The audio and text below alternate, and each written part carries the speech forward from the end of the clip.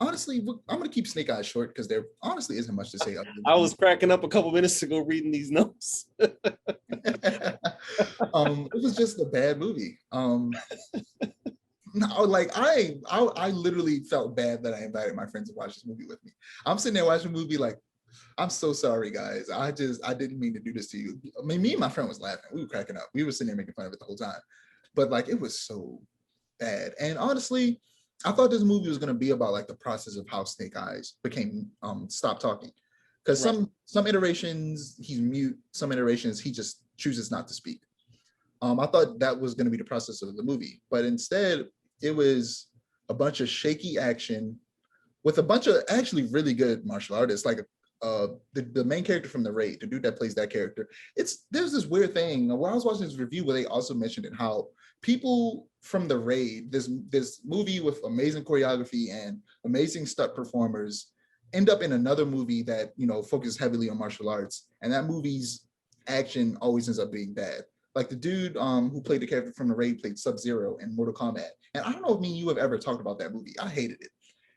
The wild thing about that movie is it started so strong. So strong. Like the first 15 minutes of that movie, I was like, wait a minute, this might actually be good. So strong. It started so strong. I don't know how like here's the thing. It would have been you could tell that was the best part of the movie because they released that first 15 minutes on YouTube. Essentially, yeah. It was on HBO Max's YouTube channel. They released those first 15 minutes. I watched it and I was like, oh man, I'm excited for this movie. This movie's gonna be great. And then I watched it.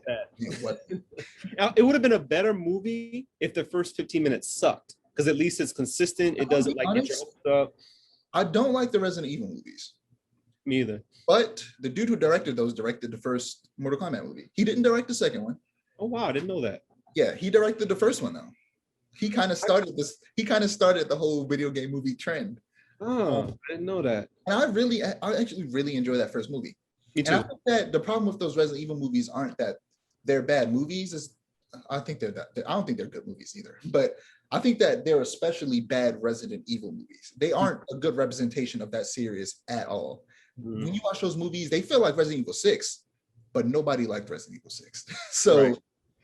That's what there was a point at which that video game franchise pivoted from like survival horror to like this kind of raw action shooter, in a way similar to Dead Space in a way, but I know it happened way before Dead Space though, and I know we're going to get into that in a second. Yeah, it was the same with Dead Space. The moment they went towards action, people didn't like it. People stopped liking it. Yeah, it's crazy because they made, I think it was like 7 of those Resident Evil movies before they stopped. And it was like they essentially made 7 Resident Evil 6s when nobody wanted one Resident Evil 6. Essentially, yeah. And immediately after Resident Evil 6, they hard cut to what some people would probably say the scariest Resident Evil game, which is the 7th one. I feel like that one focuses on horror more than any of them. Yeah, and as far as like video games horror movies go, I think Silent Hill set a pretty good precedent, not a perfect one, but a pretty good precedent. So it's like when you're comparing Resident Evil to Silent Hill, which came out 14 years ago, it's like, okay, so where'd y'all go wrong? Because I feel like Resident Evil is a much less, I mean, Silent Hill's not like the last Silent Hill game came out 6 years ago. Was it PT, the playable teaser? Yeah. And was that officially sanctioned as a Silent Hill game? Yeah, it was officially a Silent Hill game, but they just never went forward with making the game with Kojima because of the whole falling out with Konami. But what I was going to lean into with the whole director thing was that I think that because of those movies and how action oriented they are, I think he honestly could have made a really good modern Mortal Kombat movie. I think that he understands what Mortal Kombat is. I think he just wants to make action movies. I think he's good at making action movies. Resident Evil isn't really an action franchise. I don't think he should have touched that franchise. But Mortal Kombat, I think he would have done great making a new Mortal Kombat, because I feel like what he does is, there was a Monster Hunter movie. He directed it. Right, I remember and that. Also, Mila Jovovich, who is his wife and was in all the Resident Evil movies, was also in this movie. And again, people didn't like it because even though Monster Hunter is obviously an action game, I feel like what he does with his movies is he takes a very militaristic approach with these movies. And he did that in the sense that he literally interjects the US military into his movies. With Resident Evil, it makes sense. It's a zombie apocalypse. Of course, the military is going to get involved. Right. With Monster Hunter, what? That's how I felt about Godzilla. It doesn't exist in Monster Hunter world because it doesn't take place on our Earth. It takes place in an alternate reality where there are dragons and giant sharks and monsters. And they're in this like enchanted forest type area. It's like it's a fantasy. But he for some reason felt like he needed to take T.I. was in this movie too for some reason.